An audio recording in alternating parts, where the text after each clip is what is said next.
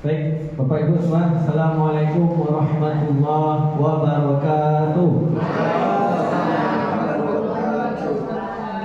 Alhamdulillahirabbil alamin wassalatu wassalamu ala asrofil anbiya'i wal mursalin sayyidina wa maulana Muhammadin wa ala alihi wa sahbihi ajma'in. Amma ba'd. Alhamdulillah pagi ini kita dapat berkumpul kembali dalam rangka melaksanakan kegiatan Ombel gabungan yang terdiri dari SMP Negeri 4 Balong, SD 27 Balong dan SD 28 Balong. Alhamdulillah kita semua diberikan kesehatan oleh Allah Subhanahu wa taala.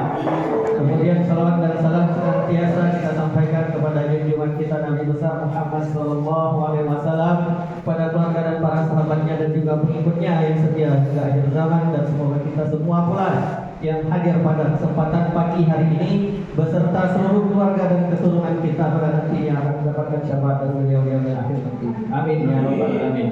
Baik Bapak Ibu semua, langsung saja alhamdulillah ya, terima kasih kesempatannya kepada Ibu Silvi dan rekan-rekan telah memberikan wadah kepada kami untuk berbagi mendesiminasikan modul 1.4 yang materinya budaya positif.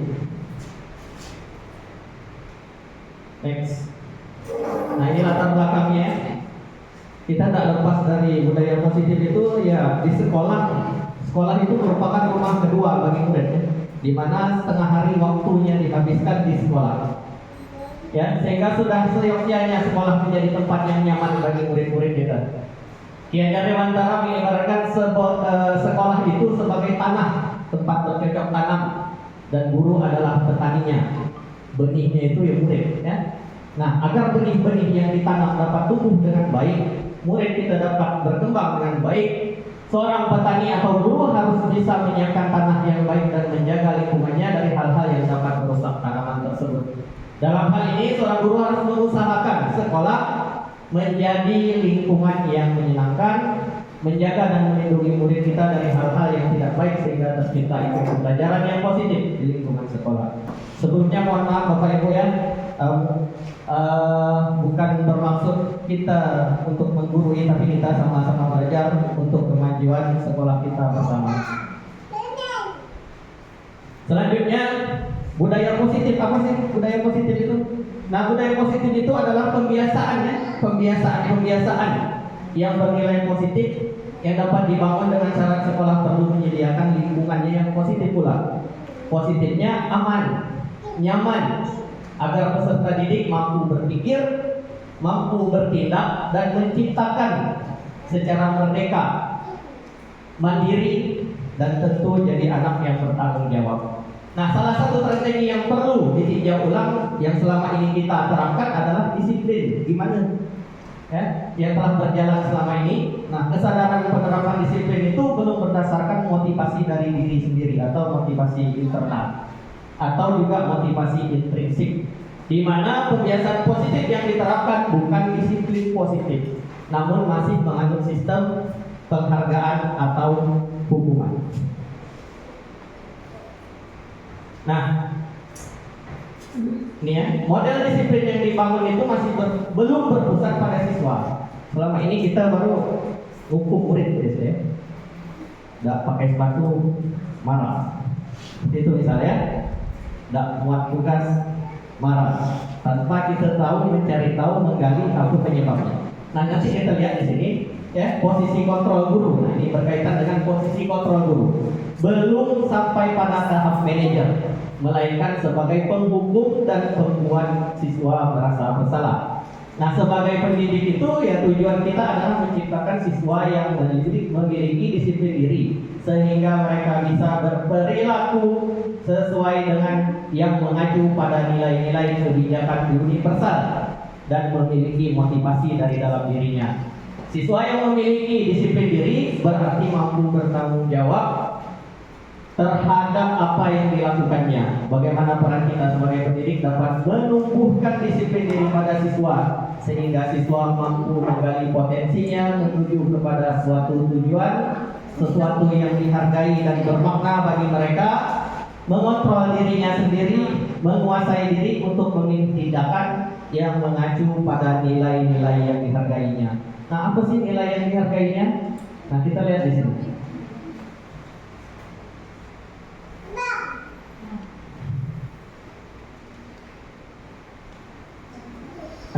Bagaimana budaya positif yang sudah ada di sekolah itu berkembang menjadi karakter semua warga sekolahnya? Ini pertanyaan yang muncul. Gimana sih pendidik menumbuh kembangkan budaya positif dan juga mewujudkan karakter profil pelajar Pancasila? Dan bagaimana kita berusaha untuk mewujudkannya? Nah, sebelum itu kita pemanasan dulu ya, biar gerak-gerak tak kaku. Coba mohon bantuannya kepada Bapak Ibu sekalian untuk berdiri di belakang kursinya dimasukin ke dalam. Nah, gerak-gerak sedikit ya, biar tak kaku. Siap. Ibu, Bu Sumi, Bu Has, dikit-dikit aja. Kalau tak mampu.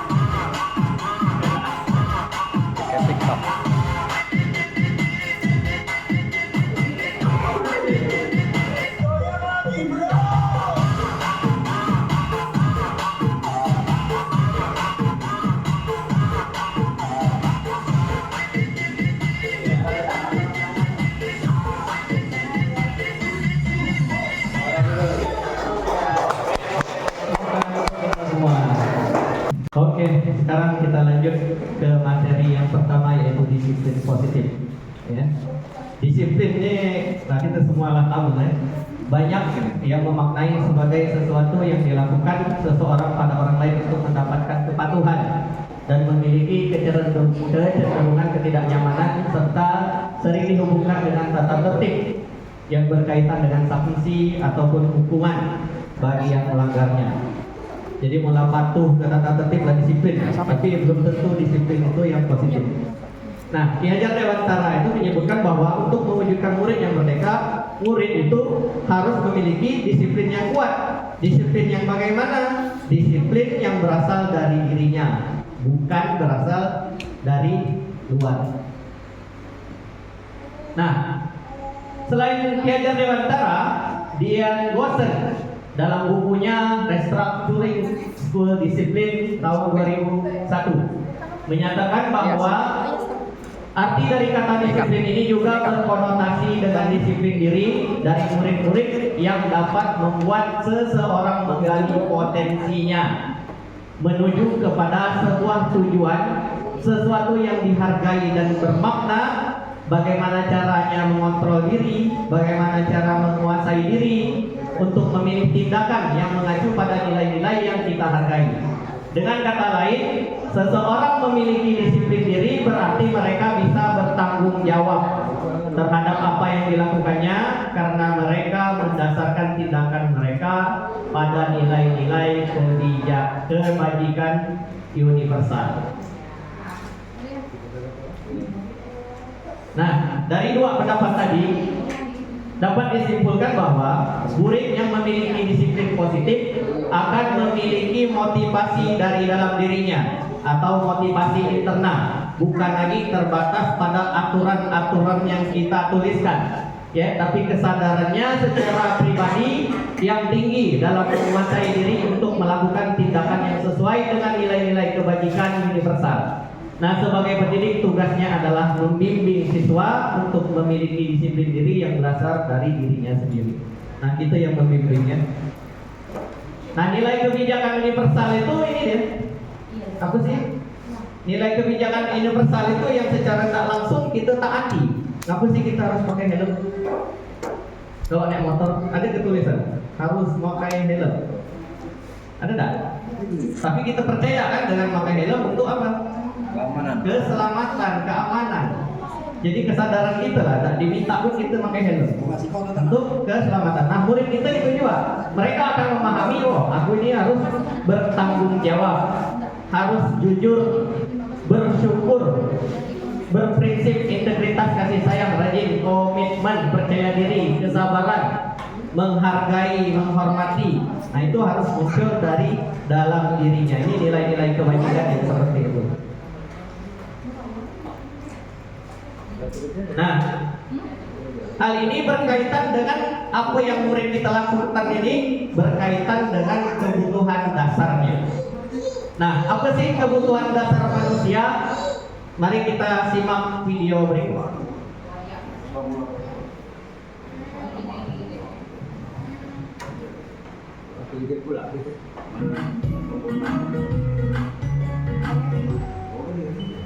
Salam dan bahagia Ibu dan Bapak guru hebat.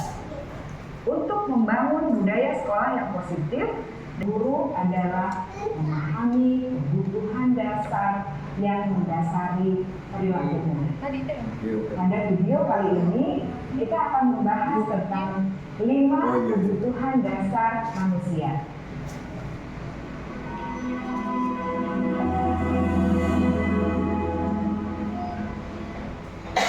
Ki Hajar Dewantara dalam salah satu kutipannya menyatakan, kita ambil contoh perbandingannya dengan tumbuh-tumbuhan. Seorang petani dalam hakikatnya sama kewajibannya dengan seorang pendidik yang menanam padi misalnya. Hanya dapat menuntun tumbuhnya padi. Dia dapat memperbaiki kondisi tanah, memelihara tanaman padi, memberi pupuk dan air, membasmi ulat-ulat atau jamur-jamur yang mengganggu hidup tanaman padi, dan lain sebagainya. Ketika guru memahami kebutuhan apa yang mendasari perilaku murid, dan guru berusaha menuntun dan mendukung murid dalam memenuhi kebutuhannya secara positif, pada hakikatnya guru tersebut ibarat seorang petani yang sedang berusaha memahami kebutuhan masing-masing tanaman. Dan ia berusaha memenuhi kebutuhan tanaman tersebut agar dapat tumbuh dengan subur dan maksimal. Dr. William Glasser, seorang psikiater di Amerika Serikat, menyatakan bahwa seluruh tindakan manusia memiliki tujuan tertentu, yaitu memenuhi kebutuhan. Seluruh tindakan manusia itu memiliki tujuannya untuk memenuhi kebutuhan dasarnya. Maka murid akan tumbuh dengan seimbang dan berkembang. Sebaliknya, Jika kebutuhan dasar tidak terpenuhi dengan baik, maka seseorang akan mengalami emosi negatif seperti bosan, sedih, dan kecewa. Maka mereka dapat melakukan perbuatan yang bertentangan dengan nilai-nilai kebajikan atau melanggar peraturan. Dengan kata lain, perilaku buruk seseorang biasanya adalah respons dari kebutuhan yang tidak terpenuhi. Namun, mereka tidak tahu cara untuk menyelesaikannya. Ada 5 kebutuhan dasar manusia menurut Dr. William Glasser, yaitu yang pertama, kebutuhan untuk bertahan hidup atau survival. Yang kedua, kebutuhan untuk merasa diterima atau love and belonging. Yang ketiga, kebutuhan akan kebebasan atau freedom. Yang keempat, kebutuhan akan kesenangan atau fun. Dan yang kelima, kebutuhan akan penguasaan atau power.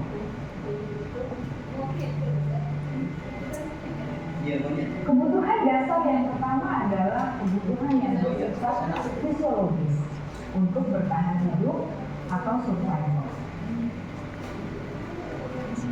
Misalnya kesehatan, rumah, dan makanan. Kebutuhan biologis sebagai bagian dari proses reproduksi, termasuk kebutuhan untuk tetap bertahan hidup. Kebutuhan untuk merasa aman juga termasuk dalam kebutuhan ini.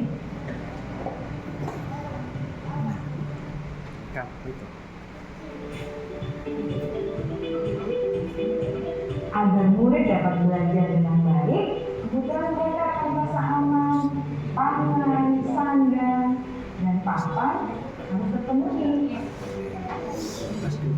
Bagaimana mungkin mereka dapat belajar dengan baik bila mereka datang ke sekolah dengan perut yang lapar atau bila rumah mereka kebanjiran?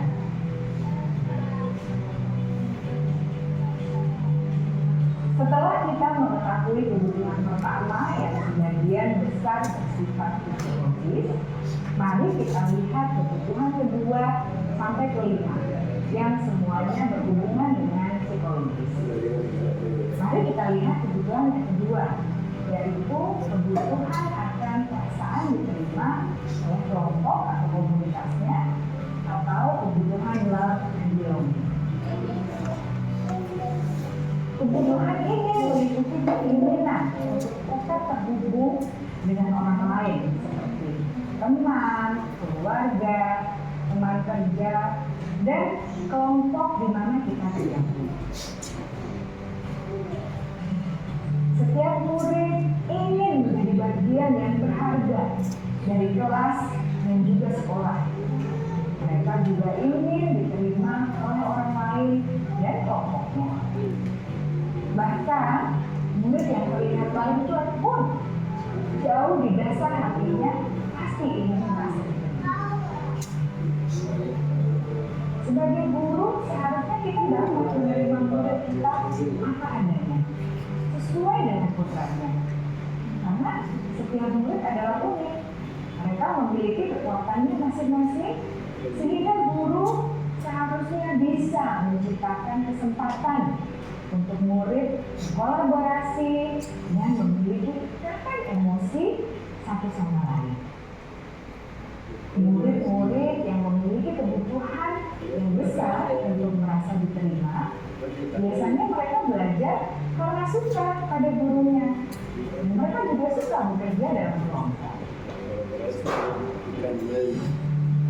Kebutuhan yang ketiga adalah kebutuhan akan kebebasan atau kebutuhan membuat pilihan. Murid harus diberi kesempatan untuk membuat pilihan dan bertanggung jawab atas pilihan yang mereka telah ambil. Beri mereka kebebasan bukan berarti membiarkan mereka melakukan apa saja yang mereka mau.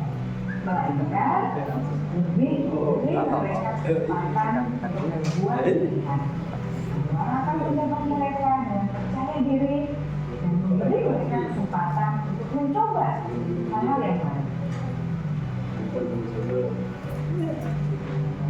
Pembelajaran dengan metode yang beragam dan menarik juga akan memenuhi kebutuhan murid tentang kebebasan ini.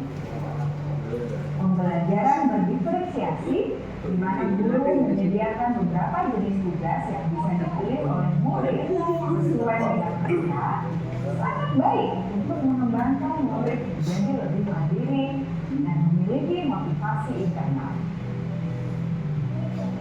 Karena kebutuhan akan kebebasan pada dasarnya adalah kebutuhan untuk mandiri, memiliki otonomi, memiliki pilihan, dan mampu mengendalikan arah hidup sendiri.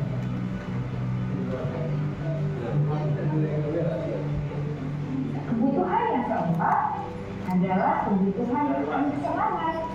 Bayangkan Bapak Ibu hidup tanpa rasa senang, betapa menyedihkannya.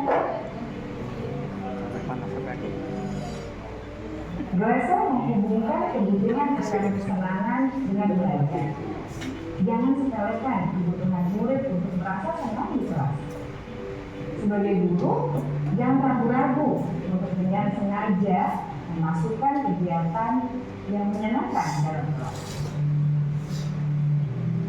Murid-murid dengan kebutuhan dasar kesenangan yang tinggi ingin menikmati apa yang mereka lakukan.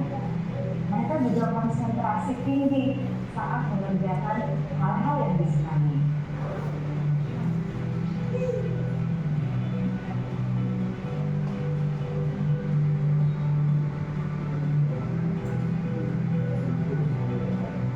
Kebutuhan yang kelima adalah kebutuhan sangat.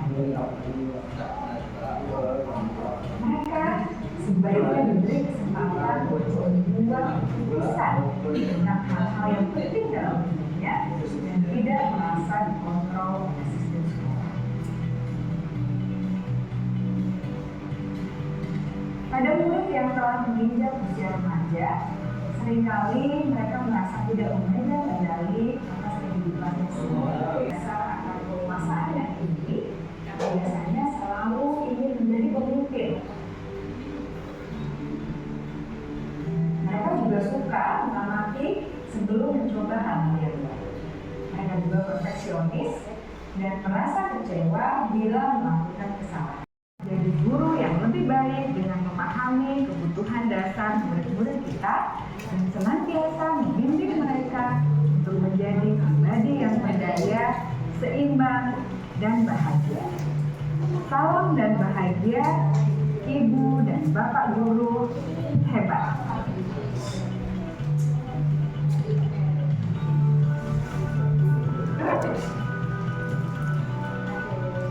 Ya Bapak Ibu, setelah menyimak video tadi, kira-kira ada berapa tadi kebutuhan dasarnya? Ada 5 yang pertama. Ya, kebutuhan untuk bertahan hidup. Selanjutnya, merasa diterima atau kasih sayang. Yang ketiga, kebebasan. Yang keempat, kesenangan. Yang kelima, penguasaan. Nah, setiap kebutuhan itu bukan hanya murid, kita juga memerlukan. Dan ini juga bukan hanya untuk kita pahami di sekolah, tapi juga di rumah.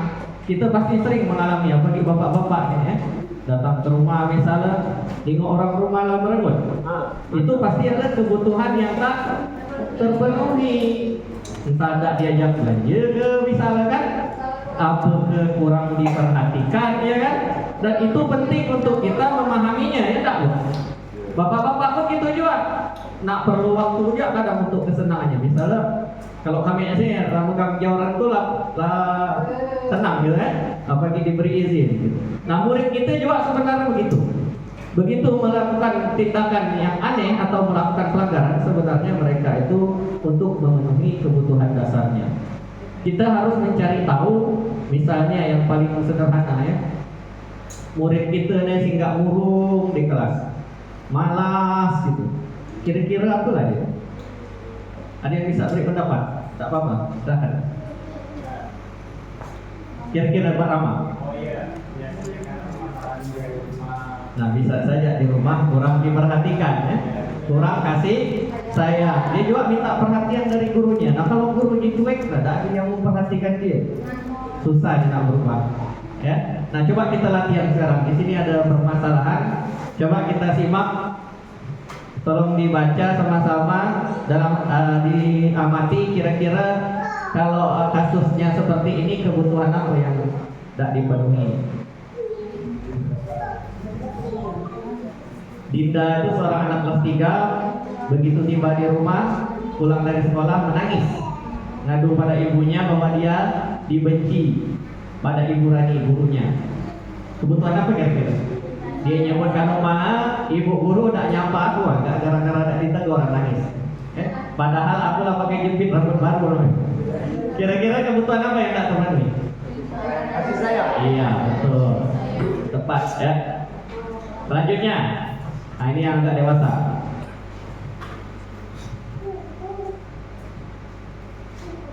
Ya, aku merasa bangga dan keren. Kebutuhan apa yang tak dipenuhi? Kalau anak-anak berkata, aku merasa bangga dan keren. Kebutuhan? Iya. Yang lain ada punya pendapat? Kebutuhan? Penguasaan. Ya, bangga dengan kawan-kawan. Sudah lebih berkuasa dari kawan ya. Nah, yang ketiga. Nah, ini anak TK.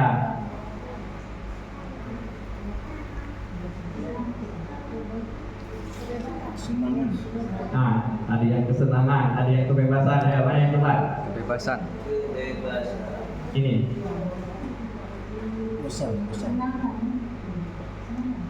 Bosan kata dia belajar, naik terus tiap hari. Berarti perlu kebebasan. Sebenarnya gaya belajar dia tak di situ, style belajarnya. Makanya kita harus membuat pembelajaran yang berdiferensiasi tadi, yang mengakomodir kebutuhan belajarnya. Bisa saja dia tak senang mewarnai, ya, tapi dia mungkin lebih senang yang gerak. Makanya dicari-cari guru olahraga, ya. Tuh, insyaallah kita lanjut ya. Nah, motivasi perilaku manusia.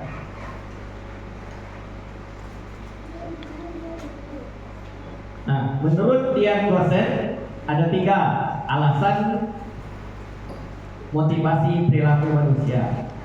Yang pertama, untuk menghindari ketidaknyamanan atau hukuman. Nah, ini biasanya orang berpikir, kalau aku melanggar ini, apa yang aku dapat? Ya kan? Menghindari itu, aku harus melakukan ini biar tak dihukum. Biasanya itu tipe yang pertama, untuk menghindari ketidaknyamanan. Yang kedua, motivasi perilakunya untuk mendapatkan imbalan atau penghargaan. Nah, ini tadi. Ini melakukan sesuatu karena dendamnya. Ya? Silakan berangkat transport. Oke. Bisa gitu ya. Minimal ya. Misalnya silakan ikut lomba, nanti pasti ada hadiah gede. Itu motivasi masih berasal dari luar karena ada sesuatu yang diinginkan. Nah, yang ketiga, motivasinya itu untuk menjadi orang yang diinginkannya sendiri. Artinya dia menghargai dirinya sendiri dengan nilai-nilai yang mereka percaya. Nah, jadi ada 3. Yang pertama, menghindari ketidaknyamanan atau hukuman. Yang kedua, mendapatkan imbalan atau penghargaan dari orang lain. Dan yang ketiga ini, menghargai dirinya sendiri. Nah, kira-kira dari 3 motivasi ini yang paling bagus menurut Bapak Ibu yang mana? 3. Hah? Nomor 3 ya. Insya Allah kita amalkan. Ngapain datang jam 7? Ada nasi goreng misalnya gitu. Jadi tak gitu, biar tak ada nasi goreng jam 7. Misalnya ya. Nah, dari ketiga motivasi perilaku tadi, yang paling baik sebenarnya nomor 3. Karena itu motivasi itu berasal dari dirinya sendiri, ya, yang berdampak jangka panjang. Jadi bukan terpengaruh karena nanti ada hukuman, bukan juga terpengaruh karena akan ada penghargaan atau imbalan. Nah, mereka akan tetap berperilaku baik dan berlandaskan nilai-nilai kebajikan karena mereka ingin menjadi orang yang menjunjung tinggi nilai-nilai yang mereka hargai. Kalau oranglah disiplin, ngerasa disiplin, ya otomatis akan selalu melakukan hal-hal yang berkaitan dengan itu, ya. Walaupun tidak ada penghargaan atau bukan dihukum, misalnya potong TPP misalnya, misalnya. Jadi walaupun tak potong TPP tetaplah jam 7.29 harus pulang. Nah, yang penting kan tak telat, ya. Oke.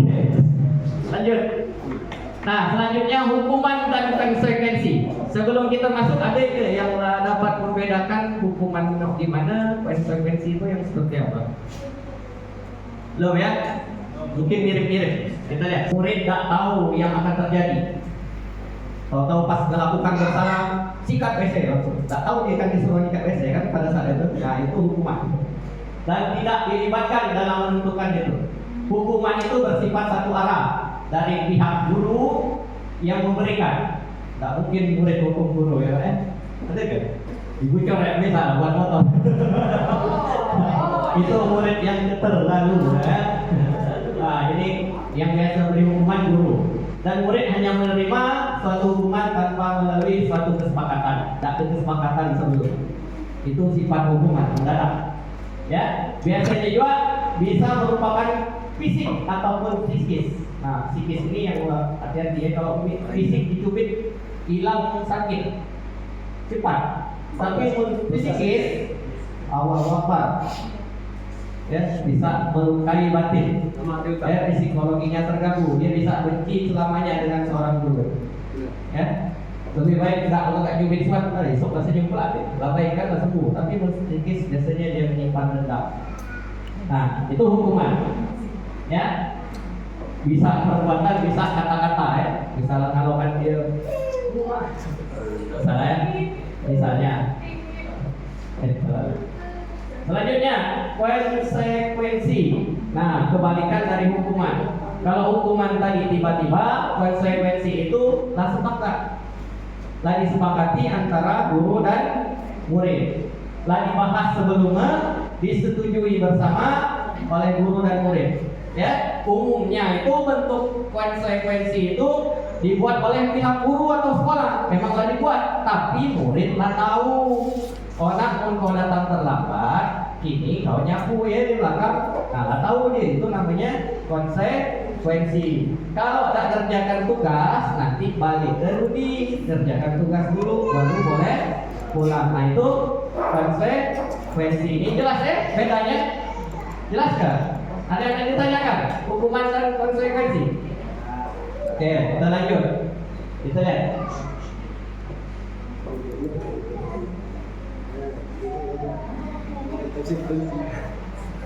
Nah, ini kira-kira kalau seperti ini termasuk hukuman atau konsekuensi? Menggantikan kertas tugas teman yang telah dicoret.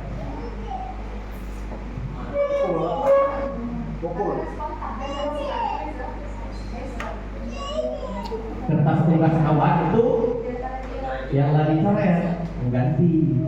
Kira-kira dia tahu belum?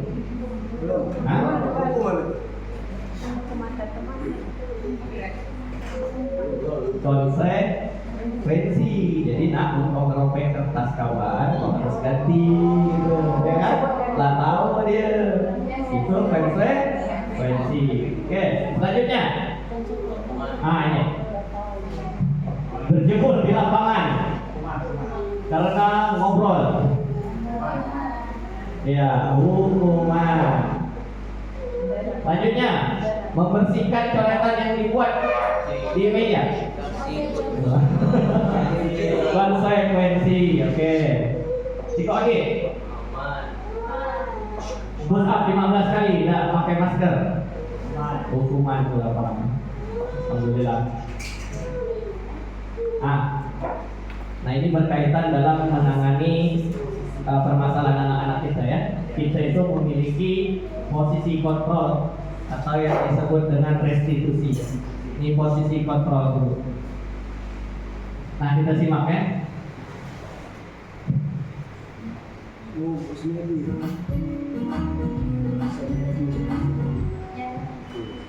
Salam bahagia Ibu dan Bapak guru hebat.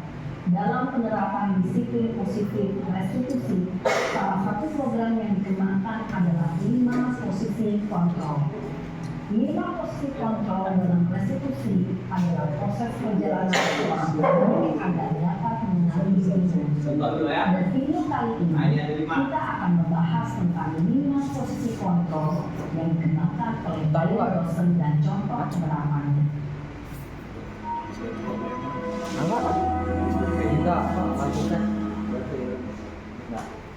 Lima posisi kontrol itu adalah 1.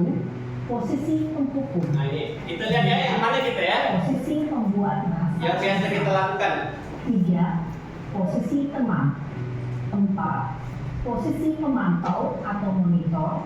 Dan 5. Posisi manajer. Untuk lebih memahami kelima posisi tersebut, mari kita saksikan kasus Naren yang terlambat hadir 20 menit di sekolah dan melihat bagaimana kelima posisi kontrol dalam menghadapi masalah tersebut.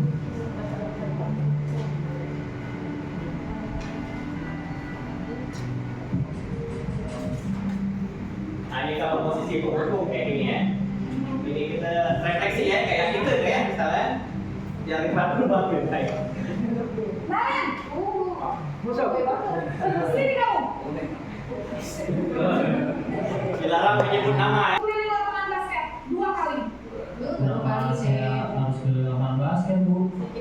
Kenapa? Kamu lewat ibu. Berani-beraninya jawab. Sudah terlambat, masih berani jawab pula. Sekarang. Nah, ini ciri-cirinya, jelas ya? Dan menyindir. Hukuman bisa berupa fisik maupun psikis. Ibu dan bapak guru hebat. Dampak yang terjadi pada murid ketika guru berada pada posisi penghukum adalah cenderung.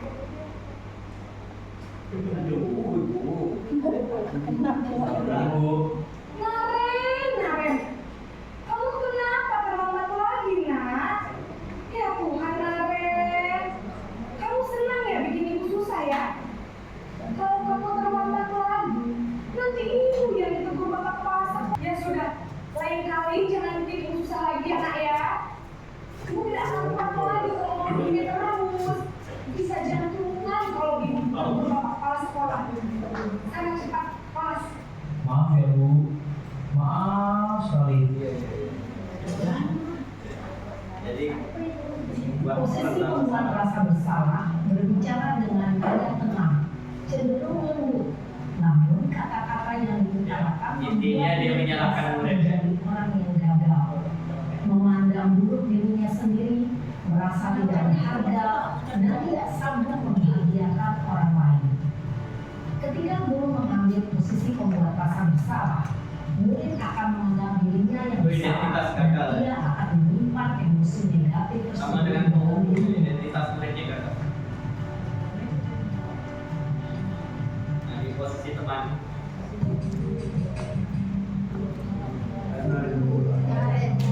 Boleh bisa apa? Aktor ya. Disarankan untuk membimbing murid memiliki sikap disiplin yang positif, yaitu murid yang mandiri, bertanggung jawab, dan dapat memecahkan masalah. Tujuan dari posisi ini adalah agar murid dapat berefleksi atas tindakannya. Guru akan dengan tulus memberikan pertanyaan-pertanyaan bermakna, sehingga membuat murid dapat belajar dari kesalahannya dan mencari sebuah solusi untuk menyelesaikannya. Ibu dan bapak guru hebat, setelah mengamati adegan kelima posisi kontrol tadi, kira-kira posisi mana yang paling ideal? Posisi mana yang dapat menunjang motivasi intrinsik murid? Ya, tentu posisi manajer. Posisi ini memang posisi ideal yang ingin dituju setiap pendidik. Pada posisi inilah, guru dapat menerapkan disiplin positif yang berpihak pada murid, yang memerdekakan murid. Perjalanan seorang pendidik tentunya tidak mudah untuk sampai pada posisi seorang manajer. Namun, tujuan kita pasti, yaitu menciptakan murid-murid yang mandiri, merdeka, dan bertanggung jawab. Semoga penggambaran 5 posisi kontrol yang telah diperlihatkan ini dapat menjadi ajang refleksi bagi kita semua, agar dapat terus mengasah dan menerapkan disiplin positif yang memerdekakan murid. Mari terus berlatih dan bersemangat. Selamat menerapkan.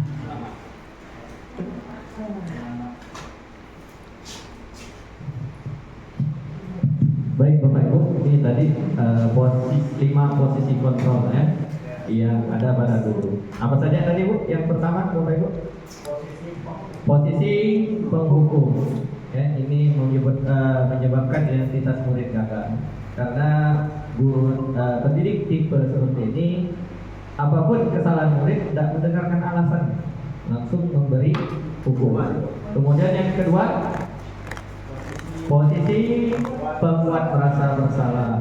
Nah ini juga seakan-akan murid semua yang salah, ya, karena guru juga dimarahi kepala sekolahnya misalnya karena tindakannya murid yang disalahkan.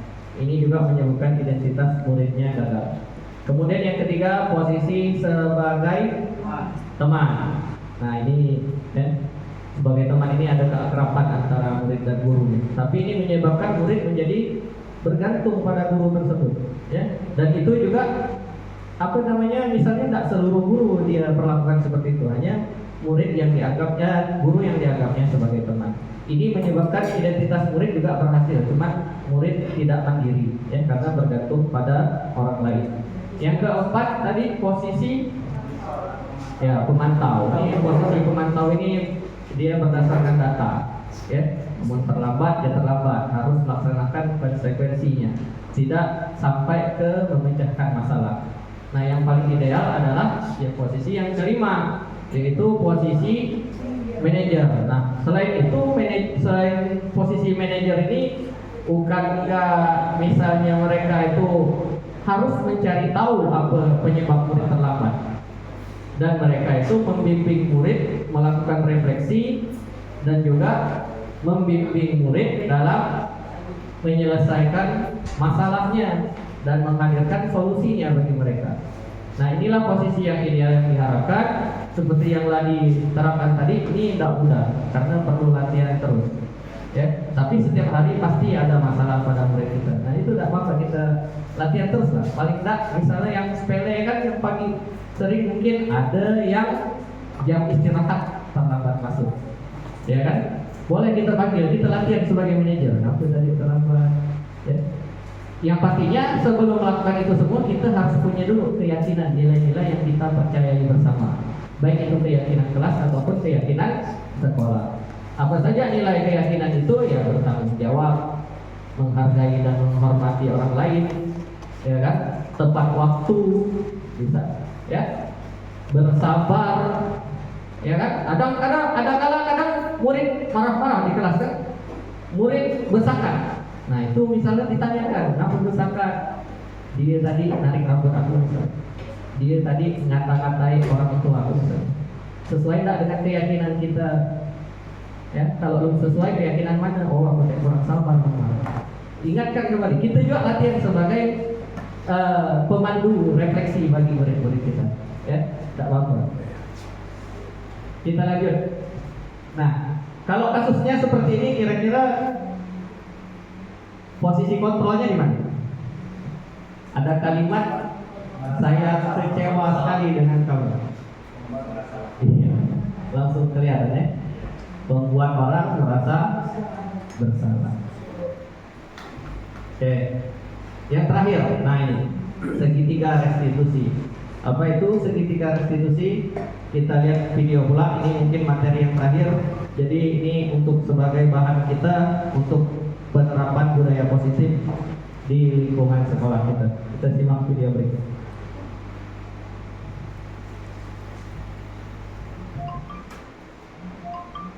Ini juga berkaitan dengan posisi kontrol ya.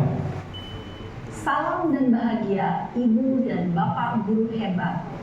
Pada video kali ini kita akan membahas tentang salah satu program disiplin positif yang diterapkan di lingkungan sekolah yang dikenal dengan nama restitusi.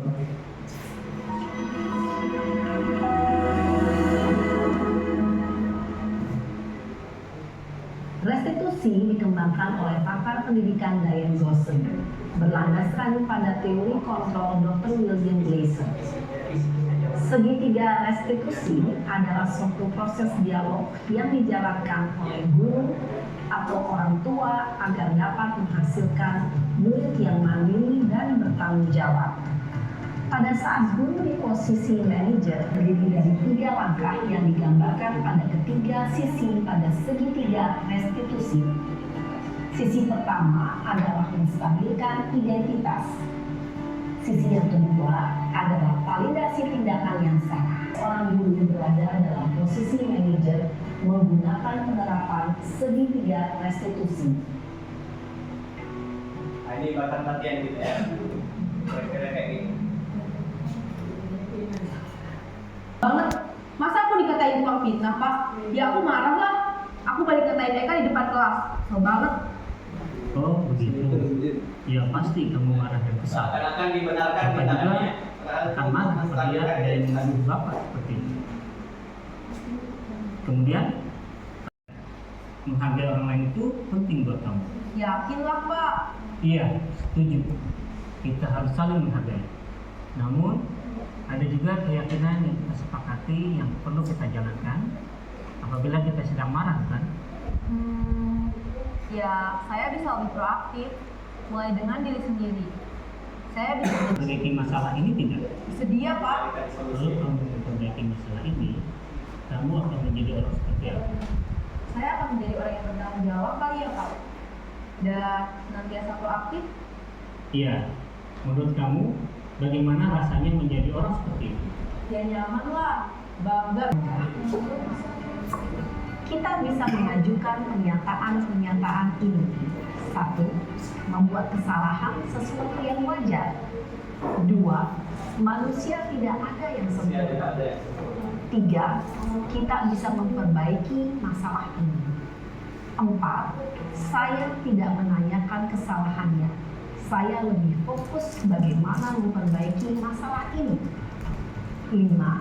Apakah saat ini kamu tengah menjadi orang yang baik untuk dirimu sendiri?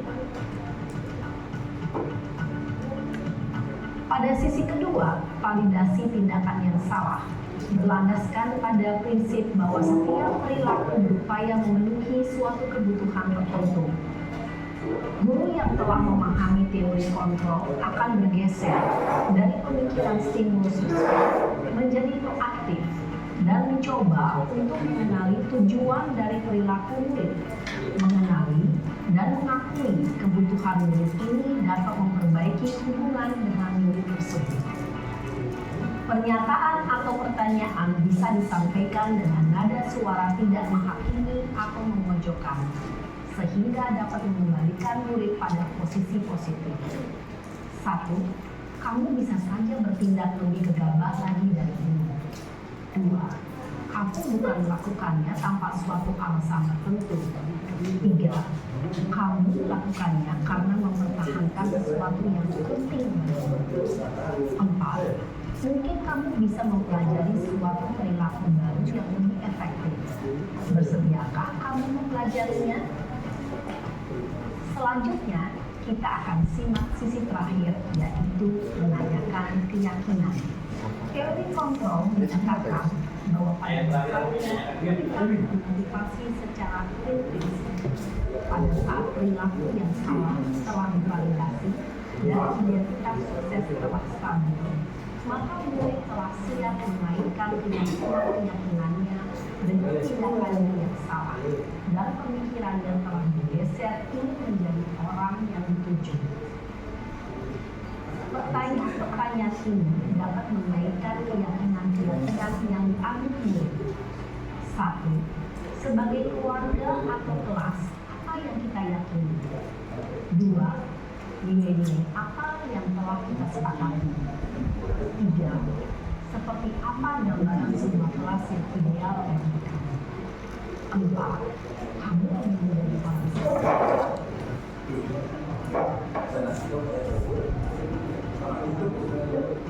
Dalam menerapkan segitiga restitusi, perlu diperhatikan beberapa hal. 1. Perilaku yang salah perlu dikaitkan dengan nilai atau keyakinan yang telah disepakati atau ditunjukkan. 2. Kesediaan orang yang melakukan kesalahan. 3. Pemecahan masalah sebisa mungkin relevan atau Empat, usaha. Perlu adanya suatu usaha kebaikan dan pihak yang membuat kesalahan. 5. Waktu. Perlu didedikasikan waktu dan pihak yang membuat kesalahan. Tanyakan kapan akan mulai dilakukan usaha untuk memperbaiki masalah. Dengan memahami struktur penerapan segitiga restitusi, diharapkan guru dapat meletakkan posisinya sebagai manajer dengan mengajukan pertanyaan-pertanyaan bermakna yang dapat membuat murid menjadi percaya diri, bertanggung jawab, dan mandiri. Nah, ibu bapak guru perlu tidaknya mengikuti ketiga tahapan dalam segitiga restitusi bergantung pada ringan beratnya suatu permasalahan. Misalnya, bila permasalahan tersebut ringan, maka tidak perlu dijalankan secara berurutan. Bahkan bisa semudah menanyakan apa keyakinan yang kita sepakati. Dengan menjalankan segitiga restitusi, dengan mengajukan pertanyaan-pertanyaan bermakna, diharapkan murid menjadi kuat secara pribadi, dapat membuka wawasan murid agar dapat menyelesaikan permasalahannya sendiri, semakin percaya diri, mandiri, dan merdeka. Salam dan bahagia, ibu bapak guru hebat. Baik Bapak Ibu, selanjutnya berikut ini adalah kita akan menyaksikan video permasalahan ya di sekolah kami yang sudah dicoba untuk diselesaikan dengan penerapan segitiga restitusi. Mari kita saksikan bersama-sama.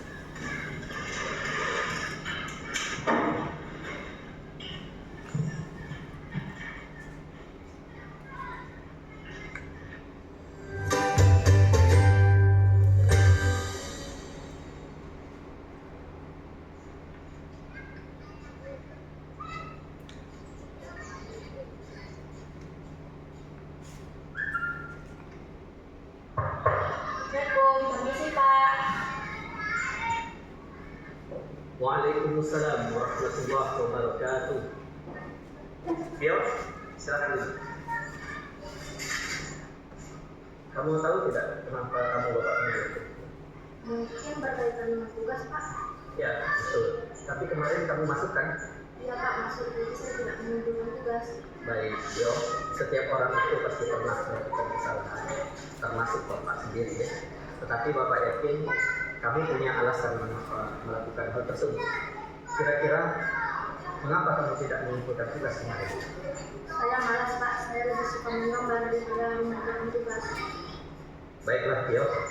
Kamu masih ingat tidak keyakinan kelas yang sudah kita buat dulu? Masih, Pak.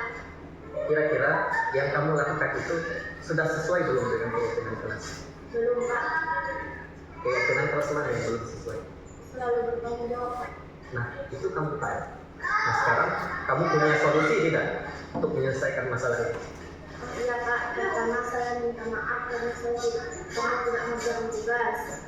Yang kedua, kalau saya diberi waktu, saya akan mengerjakan tugas yang saya butuhkan besok. Baiklah, Tio. Pak sangat menghargai usaha yang akan kamu lakukan. Tapi jangan lupa besok tugasnya harus disimpulkan ya. Nah, baiklah, sekarang kamu boleh kembali ke sekolah. Terima kasih, Pak. Misi. Silakan.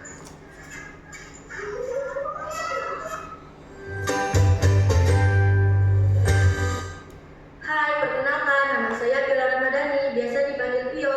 Saya senang sekali karena bisa menyelesaikan masalah dengan baik dan tanpa dimarahi Pak Guru. Kedepannya saya akan berusaha menjadi lebih baik lagi. Semangat!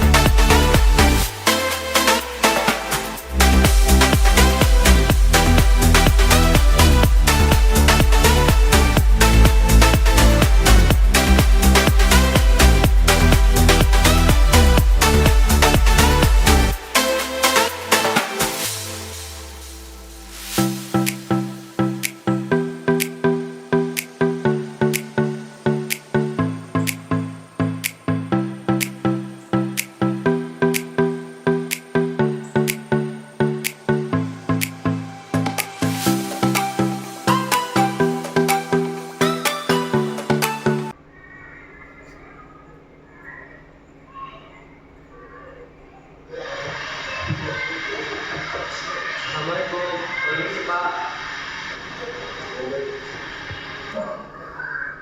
Waalaikumsalam warahmatullahi wabarakatuh. Fakhri, ayo silakan dulu.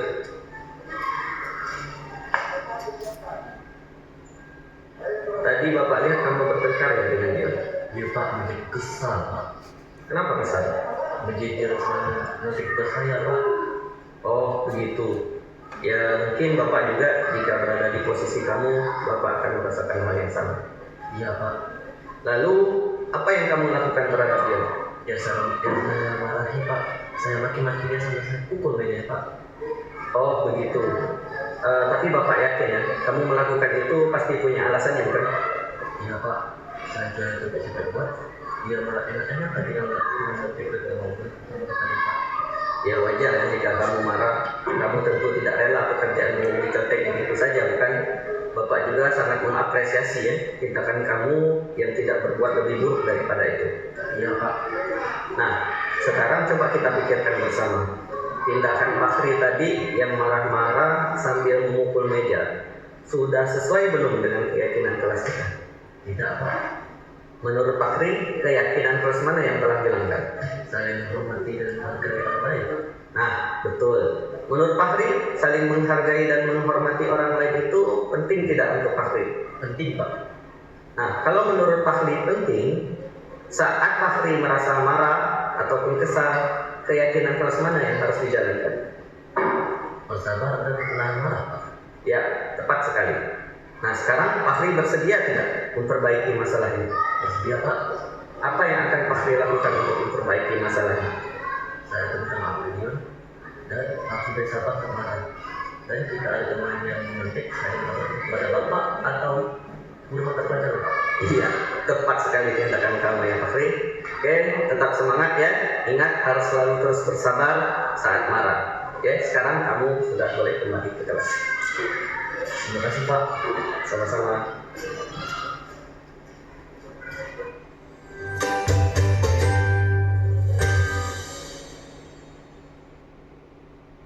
Assalamualaikum warahmatullahi wabarakatuh. Perkenalkan, nama saya Fakhri. Saya siswa dari kelas 6 SD Jomtudun Balong. Saya sangat senang karena bisa menyelesaikan masalah pada hari ini. Saya juga menyadari kesalahan-kesalahan yang saya sudah lakukan, dan hal itu dapat membuat saya lebih baik pada masa yang akan datang. Sekian, terima kasih. Wassalamualaikum warahmatullahi wabarakatuh. Oke, baik Bapak Ibu ya, ini materi terakhir segitiga restitusi. Nah, ini sangat penting ya, bukan hanya untuk kita terapkan di sekolah juga, tapi juga bagaimana kita menyelesaikan masalah bersama anak-anak kita di rumah. Ya, ada berapa tahapan tadi? Ada 3. Yang pertama, menstabilkan identitas, kemudian ya memvalidasi tindakan yang salah tersebut, dan yang terakhir tanyakan keyakinannya. Nah, di tahap yang ketiga ini sangat penting, bagaimana kita menuntun mereka, mengaitkan masalahnya dengan nilai-nilai yang mereka percayai.